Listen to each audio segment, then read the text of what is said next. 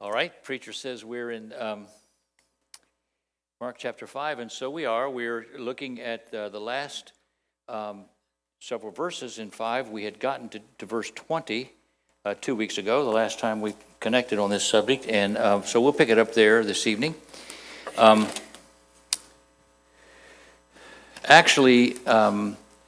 want to, pick it up just briefly at verse 18.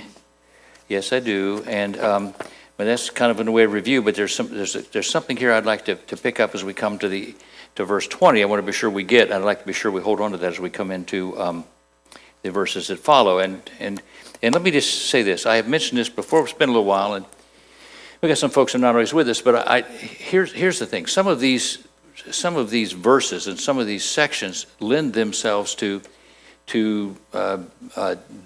deeper teaching or doctrinal teaching, and certainly we've had some parables and we've gotten into some things, some really kind of heavy subjects. We've certainly talked about the Sabbath, we've talked about the unpardonable sin, we've talked about the doctrine of election, those kind of things that we get in teaching. Most of the verses that we've got in the remainder of 5 and virtually all of chapter 6 are just, it's a chronological discussion of events. It's just these things happen. So we'll probably move through those more quickly. I do have some things I think we'd like to talk about as we go, but and if somebody else sees something, of course, you're welcome to, but it's one of the reasons why we, at least in theory, if we can keep the preacher from occupying the time, we'll probably get a little further tonight, which is kind of a good thing, so I don't get so much criticism. All right, here we go. Mark 5:18, and when he come into the ship, he being Jesus, he that had been possessed of the devil, that's the Gadarene demoniac. That's the one that had the demons cast out, and there were 2,000 pigs, and they went in the sea. All right, so we go back to these, get these he's and the pronouns right. So when he, Jesus, was come into the ship, he that had been possessed of the devil prayed him that he the former demon-possessed guy might be with him, Jesus. So the guy wants to go with him. All right, we got it. Now, I made that more complicated than it needed to be, I guess. We'll be sure we get all those he's and hims right. But so that the man had been possessed of the demon wanted to go with Jesus. Howbeit Jesus suffered him not, but said unto him, Go home to thy friends, tell them how great things the Lord hath done for thee, and hath had compassion on thee. And he departed and began to publish. He now, this is the former demon-possessed man again, departed, began to publish in Decapolis. There were like 10 smaller communities around there, some referred to that were, Deca, of course, is Latin prefix for 10. So there were like these 10 communities. So published in Decapolis, as opposed to being one place, how great things Jesus had done for him, and all men did marvel. Now, the reason that I wanted to go back and discuss this, because I want to spend a few more minutes this evening talking about those occasions when Jesus said, don't tell anybody what happened. And then this particular occasion, of course, he said specifically, you go tell. And we talked about this early on. The second one of the miracles, Jesus healed a leper, and he specifically told the man, don't tell anybody about it. The man went right away and did it, but he told him not to. And so here's one where he told him to. So we have 2 more in this chapter, one which is not referenced, and another one which is told to be quiet. So there's that whole area of discussion. It seems to me raises a question or justifies some discussion, and so we'll discuss that before we get into chapter 6. So I just want to tell you why we picked that up, because this guy specifically, he said, "You go tell," and the guy did. He went and told, and people were impressed. All right, so now we start a new series of events here. And when Jesus was passed over again by ship to the other side, much people gathered unto him. He was nigh unto the sea. And behold, there cometh one of the rulers of the synagogue, Jairus by name. And when he saw him, he fell at his feet. Of course, Jairus sees Jesus, and he falls at Jesus' feet. Just so you know, Jairus is mentioned 2 times in the New Testament, once here and once in Luke 8:41. So we don't know much about Jairus except what we're about to read. That's all we know about Jairus. He's a ruler of the synagogue, and if you'll recall, there were some people, the rulers of the Jews were not real kind to Jesus. I mean, let's agree that at some point, arguably, those are the ones who were his biggest nemesis, what the plural for that is, but this is Jairus, and so he sees Jesus. As soon as he sees him, he falls at his feet. All right, you probably know the story, that's fine. It's also, of course, in Luke. And he besought him, that's this Jairus beseeching Jesus greatly, saying, My little daughter lieth at the point of death. I pray thee, come and lay thy hands on her, that she may be healed, and she shall live. And Jesus went with him, and much people followed him and thronged him. So here we go. I got the picture. Jesus got all these people here. This ruler of the synagogue, he was a player. He was on the pastoral staff. I don't know. He might have been the music man. I don't know, but he was on the pastoral staff. Probably wasn't. Okay, so he comes and falls at his feet and said, "Listen, my daughter's, she's sick. If you come and lay hands on her, she'll be healed. Please come with me." And Jesus was going. He was on his way. So while he's on his way here, this is kind of a parenthetical right here. This is exactly the way it occurs in Luke as well. Yes, in Luke as well, where there's kind of a parenthesis. He starts out going to Jairus' house, and here's when all these people around him, and we pick up verse 23, and a certain woman, which had an issue of blood 12 years, and had suffered many things of many physicians, yes, and had spent all that she had, and was nothing better, but rather grew worse. So this is the woman with the issue of blood. And when she had heard of Jesus, came in the press behind and touched his garment. For she said, "If I may touch but his clothes, I shall be whole." Everybody knows the story. And straightway the fountain of blood was dried up, and she felt in her body that she was healed of the plague. So this woman comes up, and she's had this issue for 12 years, and she was hemorrhaging. I'm sorry, that's exactly what she was doing. And so she spends everything she's got. She goes to the doctors, and she's not able to get better. It's just been 12 years that this has been going on, and she knows there's Jesus. Said, "I want to tell you something. If I could just touch the hem of his garment, if I can just touch that, I will be healed." She touched it, and she was healed. And straightway the fountain of her blood was dried up, and she felt in her body that she was healed of that plague. That's verse 29. Verse 30, and Jesus, immediately knowing in himself that virtue had gone out of him, turned him about in the press and said, "Who touched my clothes?" And his disciples said unto him, "Thou seest the multitude thronging thee, and sayest thou, Who touched me?" What are you asking for? All these people, why are you asking that? And he looked round about to see her that had done this thing, but the woman, fearing and trembling, knowing what was done in her, came and fell down before him and told him all the truth. So she fessed up. So she said, she knew she was going to be found out. She was hoping she'd get there and get away, I guess, without anybody knowing about it. But whatever the case, she fessed up and said, I'm the one, I touched this here. And he said to her, "Daughter, thy faith hath made thee whole. Go in peace and be whole of thy plague." That's the end of her story. That's really all we know about her, but except that this is the woman with the issue of blood, and she was healed. Now, I want you to notice her or not, but this is one of those occasions when she was healed. All these people were around, and obviously there was this huge crowd, and she reaches in there and touches this garment, and she's healed. And he doesn't say anything to her about saying anything or not saying anything. I mean, all these people were there. There's nothing said to her. So we have two so far. We have the one where Jesus said, "Go tell," and then we have the one where Jesus healed this woman and nothing was said about whether or not she should go and say anything to anybody else or not. All right. Now we pick up again with Jairus. So while he yet spake, he's talking to the woman, there came from the ruler of the synagogue, that's Jairus' house, certain which said, "Thy daughter is dead. Why troublest thou the master any further?" It's just too late. It's just too late. As soon as Jesus heard the word that was spoken, he saith unto the ruler of the synagogue, "Be not afraid, only believe." And Jesus, suffered no man to follow him, save Peter, James, and John, the brother of James. So three of his disciples he took with him, everybody else just stay back. He cometh to the house of the ruler of the synagogue, Jairus, and seeth the tumult, and them that wept and wailed greatly. And when he was come in, he saith unto them, "Why make ye this ado and weep? The damsel is not dead, she sleepeth. And they laughed him to scorn. But when he had put them all out, he taketh the father and the mother of the damsel, and them that were with him, and entered into where the damsel was lying. So here we go. There's the 7 people in the room. There's Jesus, there's mom and dad, there's Peter, James, and John, and there's the damsel, there's the young girl. So there's 7 people in the room. No one else is there. No one else is there.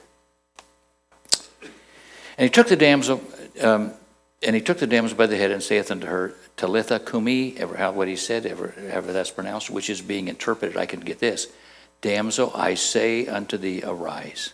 And straightway the damsel arose and walked, for she was of the age of 12 years, and they were astonished with great astonishment. And he charged them straitly. Now here's what he did. He charged the ones who were in the room. The others weren't there. He charged the ones who were in the room straitly that no man should know it, and commanded that she should be given that it should be given something her to eat. So he told the ones who were in a room. So there's 6 people besides Jesus, and he says to the 6, including the damsel presumably, "Don't talk about this. Don't talk about this." So now we have 3 examples here in a row. The first one he says, "Go talk about it." The second one he doesn't say anything about it. It was done in public. He doesn't say anything. And the third one was done in semi-private. They were in the room, it was a controlled group, and he said, you be quiet, don't tell anybody about it. Now, when this first came up, when you remember or not remember, some of you would remember perhaps several weeks ago when it was in the first chapter, and I want to think of the 40th verse where there's conversation about Jesus heals the leper, and he says, don't tell anybody about it. And I said at the time, why do you suppose that was? We had some people who offered some views. I mean, they speculated, which is, that's really all we could do. But there were several views about this, and I've heard several views, and I've had a conversation with somebody whose opinion I respect today on the phone, and one of this person's having this conversation, and one of their view is that, of course, Jesus, it was a timing. He wasn't prepared because of the crowds. There were so many crowds. They couldn't get alone. There's one place they had trouble eating because there were so many crowds. There was circumstances where he had to get in a boat, go out a little bit because of all these crowds, and so he's trying to avoid having the crowds. Well, there is that view. That's one reason why I suppose he might have told people, don't talk about this. But if that was what he was doing, trying to avoid raising crowds, you remember one of those miracles when he opened up the roof, when those 4 guys opened up the roof and let the guy down? I'm sorry, you can't get more crowded than that. If he's trying to keep it secret, or if he's trying to hold it down, he's not doing a very good job. A little later on in this chapter, chapter 6, he feeds 5,000 men. Most folks think it's plus women and children. Some folks think it has been as 20,000 there that day. Later in Mark, he feeds 4,000.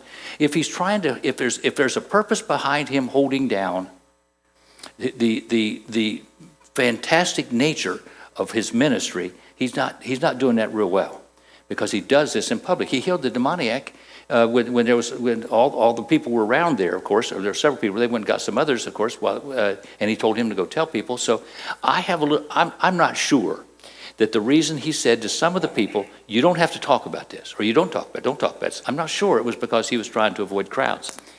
If I could, I would take a moment and tell you that there's like 11, there could be 12 depending on how you divide it, miracles in the book of Mark. He cast out a demon in the synagogue in the first chapter, verse 23. He gave that guy no instruction, but he did that in the synagogue. People saw that. People knew that. He told the demon, don't talk about it, but he didn't tell the one who was healed, don't talk about it. The leper who came to him verse 40, chapter 1, he's the one who said, don't tell anybody. The one on the rooftop with the palsy, he didn't say anything to that guy. He was right in the middle, of course, of a house full of people, and he didn't tell him not to tell anybody. That's in chapter 2, verse 3. In chapter 3, verse 3, he healed the guy with the withered hand in the synagogue, where people were criticizing him for healing on the Sabbath. He never said anything to him about not telling anybody. The Gadarene demoniac, we just discussed him. That begins in 5:2. He said, go tell. Jairus' daughter, he said, don't tell. The issue of blood, he gave no instruction. In 5:34, the feeding of 5,000, no instruction. In 7:32, which is in chapter 7:32, which presumably we'll get there in a couple years. In chapter 7:32, we don't worry, preacher. He took a guy who was a deaf mute, and they were in a crowd, and he took him aside. He took him aside, just took him aside. And when he was aside, he healed him and said, don't tell. And don't tell. There's a blind man in chapter 8, verse 22, who came to him, and Jesus healed the blind man, and he said, don't tell. So here's the question all America's waiting to hear the answer to. And listen to me, please. I'm not going to try to get a new doctrine here. The preacher always begins to sweat when Coppock takes off because he's afraid I'm going to have some new doctrine. I'm just trying to see, is there some kind of a pattern here? Because yes, there is. Is there something about these where there were circumstances under which he told me, you don't have to talk about what your deliverance that you got. You don't have to tell people about this. And other times, he didn't say anything at all, or he specifically told them to tell. There is. It seems to me there is a pattern here. Now, does it mean any more than that? I can't say that it does, but there is a pattern here. Anybody see it? Anybody see it?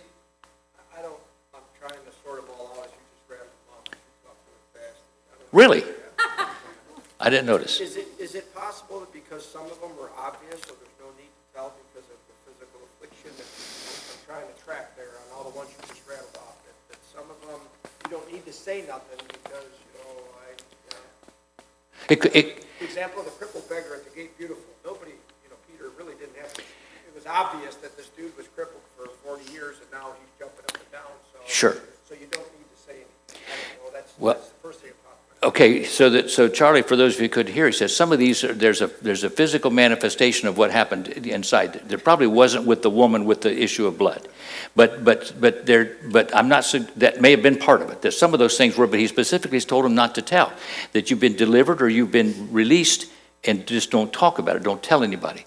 The common denominator, it seems to me, is that when it was done in public, when the issue was a public issue, when everybody could see and know that there was a public issue, that the Gadarene demoniac, everybody knew this guy. He'd been running around for forever into the caves and in the graveyards and so forth, and they tried to chain him and they couldn't. Everybody knew about this guy. So you have been released. You have been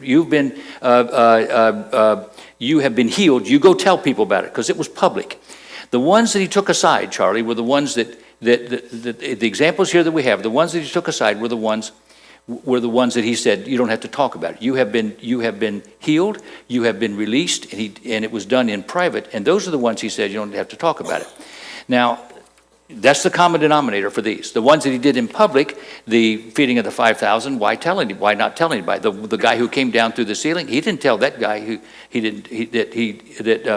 and clearly there was an example there of somebody who everybody knew this guy, and he got up and walked, and he didn't tell him not to tell anybody. He didn't give him any instruction at all.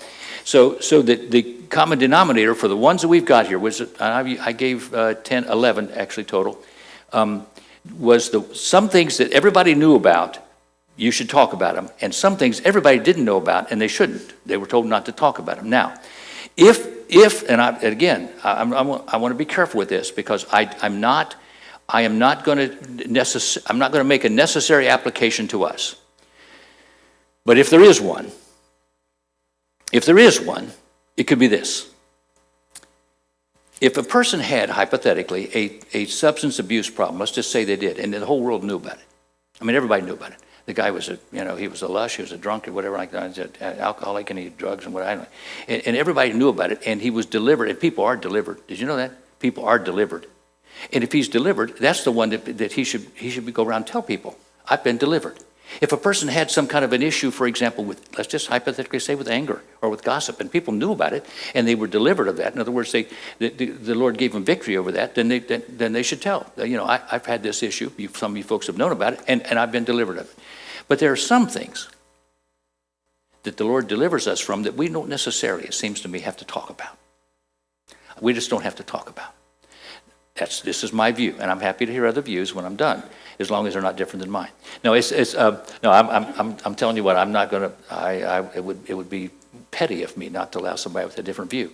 I want to give you an example, and there was a pastor of a church, fairly good size, 1,250 maybe, in Sunday school, 2,500 in 3 different church services in the morning, and so it's a fairly good sized church. And they was going to call a youth man, and this pastor knew this young guy from Memphis.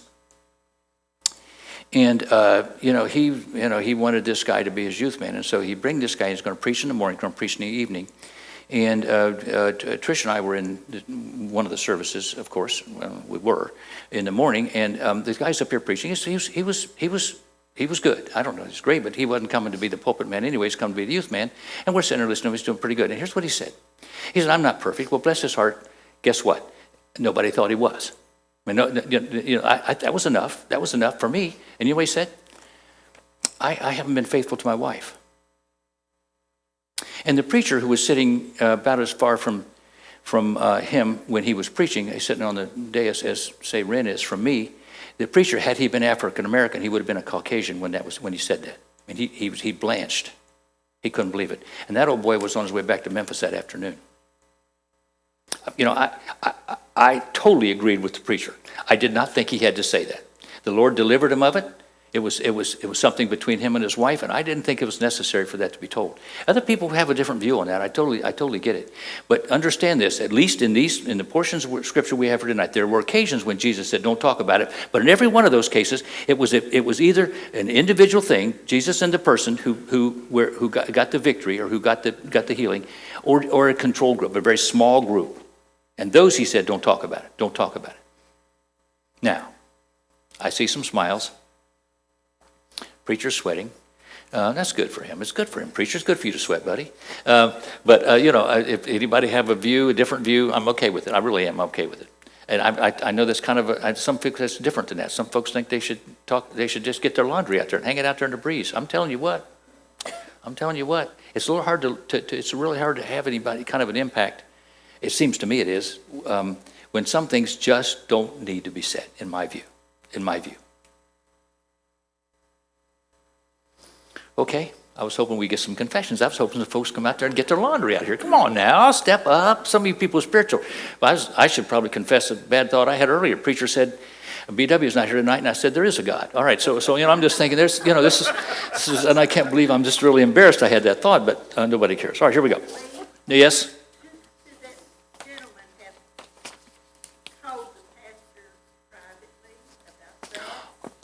Well, clearly he should have been vetted, and the pastor should have. Of course, he should have. Pastor, maybe the committee who's reviewing his, somebody should have. I suppose, surely should have known about it and be sure that it was all in the past. Of course, he said it was, but I'm just telling you, it was just like, oh, what a shock it was, and it was hard, frankly, to listen to the rest of the message. It really was. It was just really hard, and you could see people squirming, and I think it wasn't necessary. I just didn't think it was necessary. But that's my view. And apparently it was the preacher's view there too, which we supported and we respected that. And I'm telling you what, that old boy, he was out of that town so fast, the preacher put him back out of there. He was gone. He was history. So that was the end of that discussion. All right.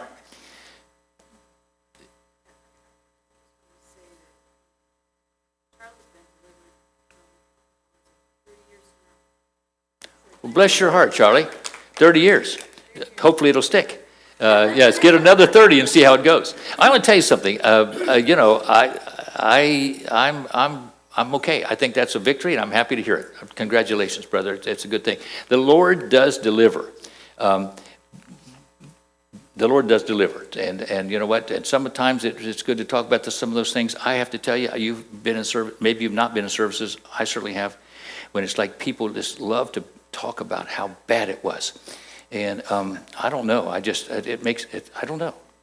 Anyway, I do know this. There are circumstances under which Jesus said, you're healed, be quiet. He said that. He did. All right. My thought is just in some instances, if people knew that a healing had taken place with you, they could come to tend to worship you because you were the healed person rather than actually putting it back on Christ.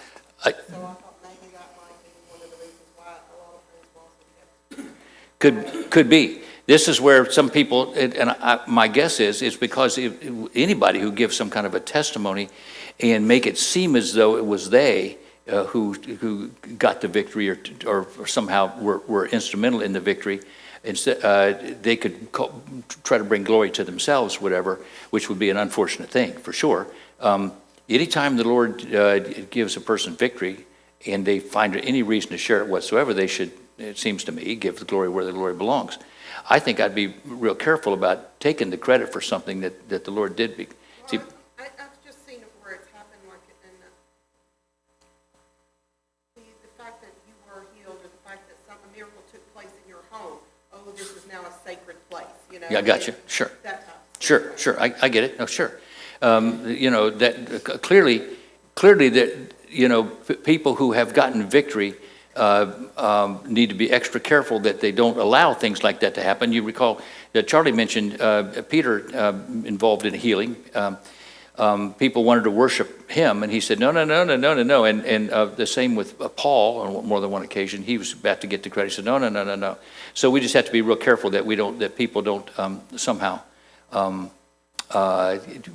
mistake who gave the victory. All right, I think But you can also use that in a way that if you know someone is struggling and they've asked for help with a problem that you've been delivered from, behind closed doors, you can take that person aside and, I've been there, brother, and here's what happened, and here's where I'm at, and give them hope. I'm good with that too. I'm good with that, Tom. Tom says, you've had an experience. The Lord has given you victory over the experience.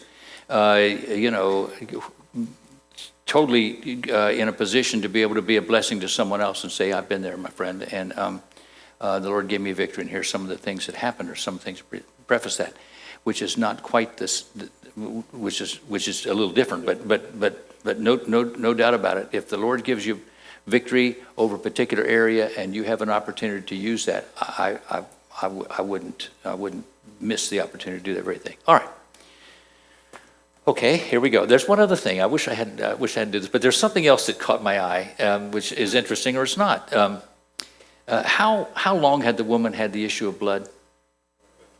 How old was the girl? Now, these are two things, and you know what? I'm sure that's a coincidence. I'm reasonably sure that's a coincidence. But when I see that, it makes me recognize something that I think is important spiritually. You know, I'm just going to straight out tell you, I don't quite understand time. I really don't. I don't quite understand what time, how that is or why it is. I sure don't understand how time doesn't really, that's not an issue for God. I don't quite understand how when we've been there 10,000 years, bright shining as the sun, we've not yet begun whatever, Kevin, you know the rest of it. So, I mean, I don't quite understand how that time, I don't quite get that. But I do know this, I'm sure about this. We are in a time-sensitive state. And I don't mean Tennessee, we're in a time-existence. We're in a time-sensitive existence. And as I think about these two things, I want you to visualize for a second. Some of you may actually be where this woman was, in the sense that you've had some kind of a chronic condition which could be debilitating, or could just take over your life for 12 years. That's a long time. That is a long time. And if you think about that time when you're going through, hello, I got a problem, between night and morning. It's a long time. 12 years. But for the parents who lost, or were persuaded that they had lost their daughter, who was 12 years old, that time was gone in a flash. That 12 years was gone. I mean, it was just like that was not nearly enough time. So among the things that I get, and the reason, of course, it brings to my mind, is it happened to be exactly the same time. At roughly the same time this girl was born, this woman began to bleed, and she bled that entire time that this girl was there, and it's like that was forever for her. But for the parents and for the people who knew this little girl, that 12 years was nothing. I mean, that wasn't even close to what they would expected or was hoping to have with their daughter. So I don't know, time is hard for me. It's really hard for me to get hold of. I will tell you this, I have discovered that sometimes hours or days drag and years fly. Years fly. And that's maybe all the more reason why we should occupy the time. Because, for some of us, me and Kevin, for example, we've got a few years behind us. Yeah. And it's just, time is a funny thing. But for these 212 years within, right there together, it just seemed like it just came to my attention, and there we have it. Nobody else cares. All right, here we go. I'm good. All right. Chapter 6. Before the preacher says I'm out of time. All right, here we are, chapter 6. And he went out from thence. This is he, Jesus, went out from thence and came into his own country.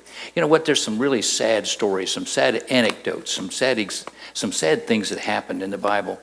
And there's a couple that happened here early. After we talk about this particular event, we got John the Baptist for 20 verses, which is, that's a sad one.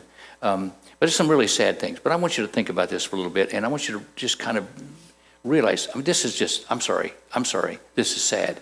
And some people, I don't know, in eternity how much people will be able to remember. I don't know, I don't know how we'd have total joy and victory if we could remember some of the things that we've done, when we're in heaven. And I don't know that people who are not in heaven, the people in hell, I don't know what they'll remember. But I would tell you something, there's something really sad happened in this town. And it's just, if these people remember it, this has to be a really, really bad memory for them, a really, really bad memory. Because here's what happened. Jesus went to his own country. His disciples follow him. Of course, this is Nazareth. And when the Sabbath day was come, he began to teach in the synagogue, and many hearing him were astonished, saying, From whence hath this man these things? Where did he get this? Where did he get it? And what wisdom is this which is given unto him, that even such mighty works are wrought by his hands? Is this not the carpenter, that's Joseph, the son of Mary, the brother of James, Joseph, and Judah, and Simon. So he's got 4 brothers, and are not his sisters. So he's got at least 2 sisters. And they were offended of him. So he's got at least 6 siblings. So the people are saying, wait a minute, whoa. I know this guy. That's Joseph and Mary's son. We know his brothers. We know his sisters, and they're not buying what he's selling. You know, they're offended at him. So this is what they said. But Jesus said unto them, a prophet is not without honor, but in his own country, and among his own kin, and in his own house. A prophet is not without honor. That's a double negative. Obviously, that a prophet can get recognition or be honored, except in his own country and by his own house. That's what he said. And here we got these verses here. Here's what he said. And he could do no mighty work. He, Jesus, could do no mighty work, save that he, Jesus, laid his hands on a few. I have that black, bold italics. A few sick folk, and healed them. And he marveled because of their unbelief, and he went around the villages teaching. So this is just sad. For whatever reason, he goes to Nazareth, he goes to his home area here where people knew him, and they were questioning where did this come from? Where did this come from? The people who know him best are not buying what he's selling. And their attitudes were so bad that it says he could not. Now, he couldn't do there, is what it says. Now, I don't think any of us believe that he lost some of his godly powers then, but because of the nature of the people of the area, they were so negative to his ministry and to him personally, and they were so lacking in faith and so strong in their unbelief that people who might have been healed were not. It just says he had a few, just a few. That's all he did, just a few. And I got to tell you something. At some point, when those people realize or will realize, who it was that they were so hypercritical of, that has to be a bad day. And for the people who might have been healed, can you imagine? The people who might have been subject to miracles, the blind people that might have seen, the lame people that might have walked, the demon-possessed people that might have been freed. He got a few, and only a few, and that was in Nazareth. And it's just, that's kind of a sad thing. Among the things that there might be an application for us is, I'm sorry, we just need to be real careful before we decide that somebody that we have seen grow up, or somebody that we have seen go through some things, and maybe some of the folks that know them are not particularly buying what they're selling or whatever. We need to be careful before we decide that the Lord can't use that person and can't work with that person. We need to be real careful before we decide that we know better than God. If the Lord can use someone and is using someone, even if we think that there's a history there's something, they really shouldn't, they shouldn't be, no, I know that person, I know who they are. And some people that know them are not impressed with them, so I'm not going to be either. We just need to be real careful. I don't want to be the one, and neither do you, that has any way hinders the work that the Lord might do because of the unbelief of those folks that are nearby. We don't want to be there. We just don't want to be there. This was in Nazareth, and today Nazareth is still there. I mentioned once before, I guess, that several of those areas look like you could almost exactly the same as you would have seen them at the time. But Nazareth is there, and it's still, people still there. And I doubt if there's any of the descendants, I don't know. But I do know this, that there was a time when Jesus was there. And because of the way that they were, because they would not accept him and what he could do and what he had, and recognize what he had done, he was restricted. There was a restriction. And I hesitate to make it sound as though that somehow part of his godly power was gone, because it wasn't. But it was they, and it was their attitude and their response to him is what restricted the folks from being healed, or otherwise him being able to work freely. Anybody with a thought or comment on this? Okay, we got some John the Baptist. This is next, and I talk about sad stories. This is a sad story.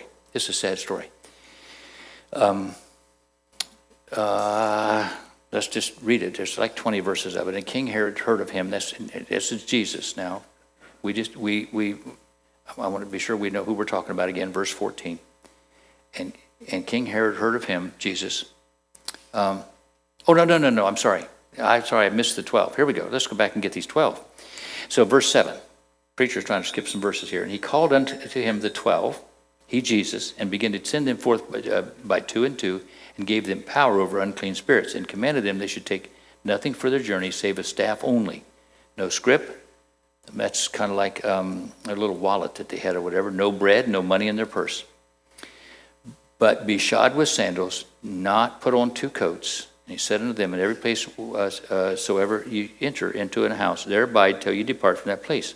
Now, verse 11 is used sometimes by folks who you've heard of people, of course, shunning, you know the expression? And with people who use and misuse, it seems to me, this verse 11. And so I want to be sure we get this verse 11 carefully, because you picture this now. Jesus is sending out the 12. He's sending them out twos by twos. Presumably there's six teams. And he gave them power to heal, gave them power over demons. And he said to go out and preach. But when you go, don't take a suitcase along, and don't take a bunch of money, because you're not going to be staying at the inns. You're going to go, and somebody's going to offer you a place to stay, and they're going to listen to what you got to say. If they will not listen to what you got to say, we know if you're not welcome there, we get verse 11. And whosoever shall not receive you nor hear you, when you depart thence, shake off the dust under the feet for a testimony to them. Verily I say unto you, it shall be more tolerable for Sodom and Gomorrah in the day of judgment than for that city. So here's what he said. Well, excuse me, let me get the other two verses to go back to verse 11.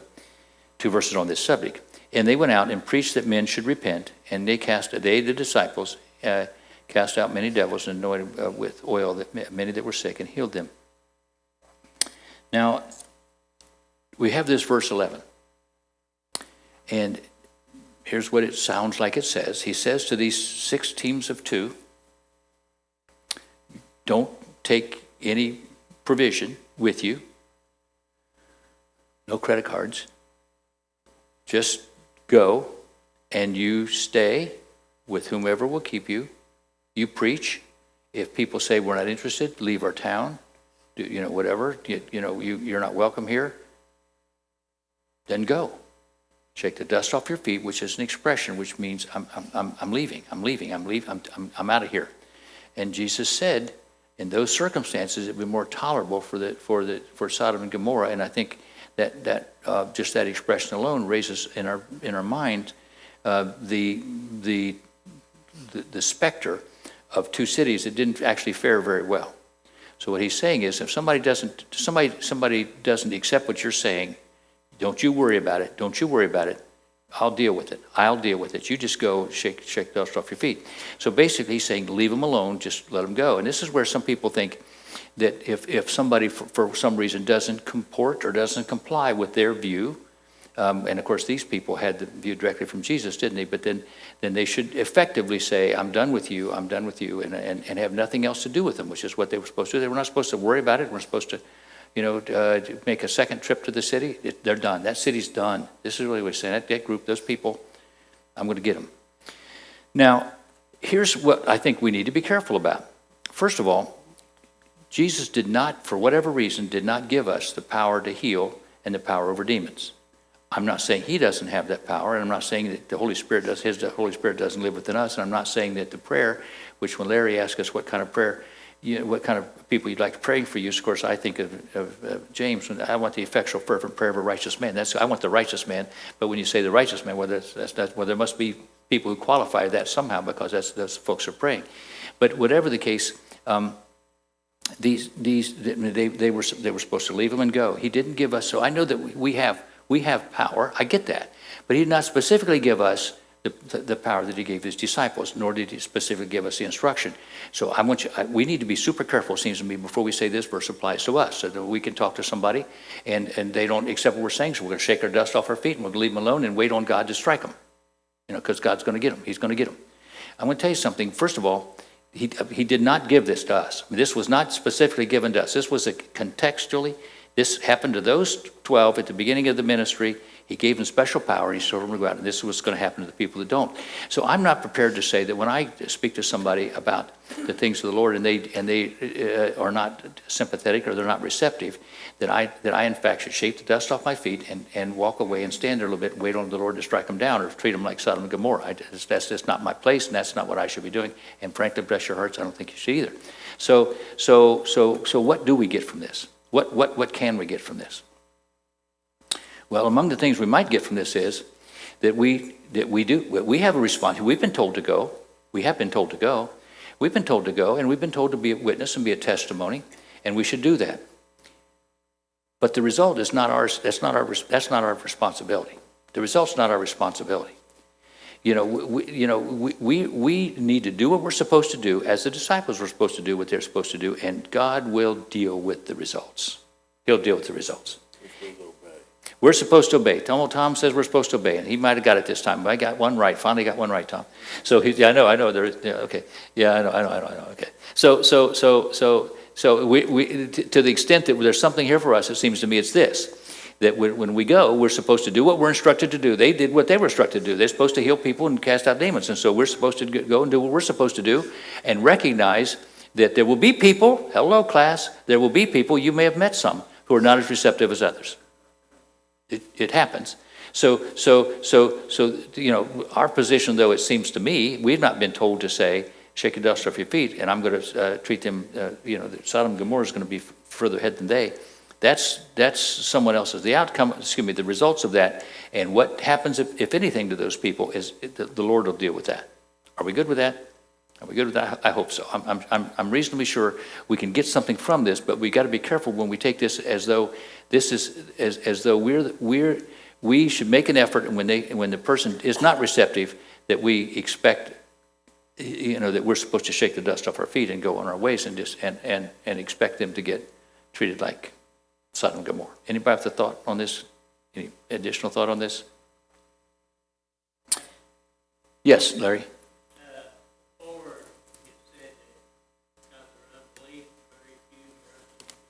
Yes.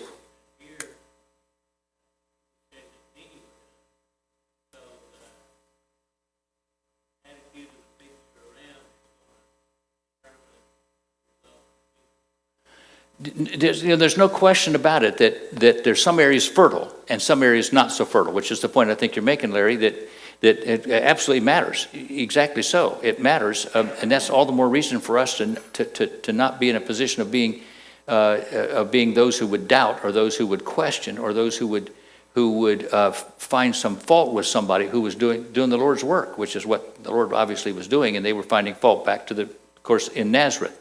Here, on the other hand, it was away from Nazareth, and so they went out into these other cities and pretended to repent, and many were, and they healed many people, cast out demons, and so clearly, point taken. Some areas are fertile. Nazareth was not, and these areas where they went out, they were much more fertile, and we find that today as well. We're right up against the time, and I mentioned a few moments ago, or I thought I did, that we are in a time-sensitive environment, and so I will pay attention to the time. John the Baptist comes next, and if you decide to read ahead, it really is. It's just it's really unfortunate. As far as I can tell, John the Baptist was in prison and was expecting to be released at some point. The fact that Herod didn't really want to put him there, Herod didn't want to keep him there, and Herod protected him from Herod's new wife, Herodias, who wanted him dead, until Herod made an outrageously, unbelievably stupid promise. So, but as far as we can tell, John the Baptist sitting in prison, expecting to get out, or expecting to be prisoner. His disciples came and went, so it wasn't a dungeon where people forgot him. He was there, and he's minding his own business, from everything we can tell, and somebody shows up and cuts his head off. And I would remind you that in Matthew 11:11, Jesus said, there's no man born of a woman better than John the Baptist. No man naturally born. He himself was not in that category, of course. Jesus wasn't. But Moses was. I'm sorry, that's not nothing. David was. Elijah, who didn't die, God transported him. Daniel was in that group. John the Baptist. And it's just a sad story. It really is. It takes about 20 verses, and we're not going to spend a whole lot of time with it, but it's worth reading ahead if you choose to, if you get a chance to. We'll pick it up with Uncle John next week. That would be John the Southern Baptist. Is the way, of course, I have to keep that straight. Some of your translations might not have that in there, but it's one of those translations. You want to get that. So we'll pick up verse 14 next week. Preacher, you're in charge only until the end of the service, and then your wife's in charge again.